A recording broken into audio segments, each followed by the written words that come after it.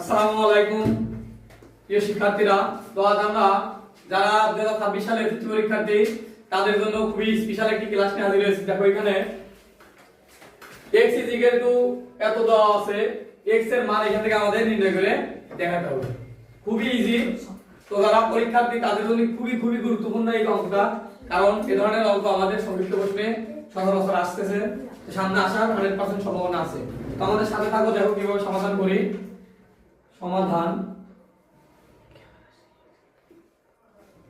এখানে আমরা প্রথমে এই অঙ্কটা উঠায় নিচ্ছি। x is equal to 2a উপর -1 প্লাস 3b এর উপর -1 ব্র্যাকেটের উপরে -1। দেখো আমরা এই -1 এর পাওয়ার দেয়া আছে, এটা বিষয়ে আমরা একটা ইয়া জানি যে কোন অক্ষরের উপর যদি সূচকের একটা সূত্র আছে যে এর উপরে যদি -n থাকে, এটাকে আমরা 1/n আকারে লিখতে পারি। এর উপরে যদি -1 থাকে, -n থাকে, এটাকে 1/n আকারে লিখতে পারি। এখানে আমরা সেম কাজটা করব। দেখো 2 এর সাথে গুণ আকারে আছে, গুণ দিলাম। এর উপর আছে -1 পাওয়ার, আমরা এটাকে কি লিখবো 1/a প্লাস এখানে 3b এর সাথে গুণ আকারে আছে, গুণ দিলাম। b এর উপর আছে কি -1 পাওয়ার, তো আমরা লিখতে পারি 1/b -1। পরবর্তী লাইনে দেখো এখানে 2 সবসময় উপরের সাথে কি হবে, গুণ হবে। তাহলে যদি তাই করি, কি হচ্ছে 2 কে 2 নিচে a প্লাস 3 কে 3 নিচে b, উপরে আছে -1।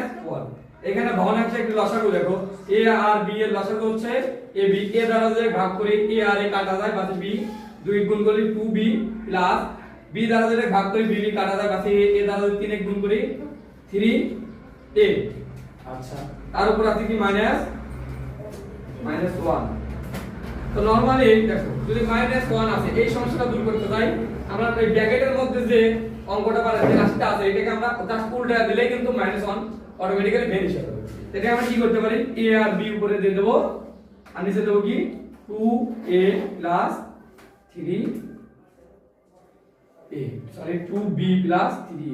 এটা হচ্ছে আমাদের এই অঙ্কটার সমাধান।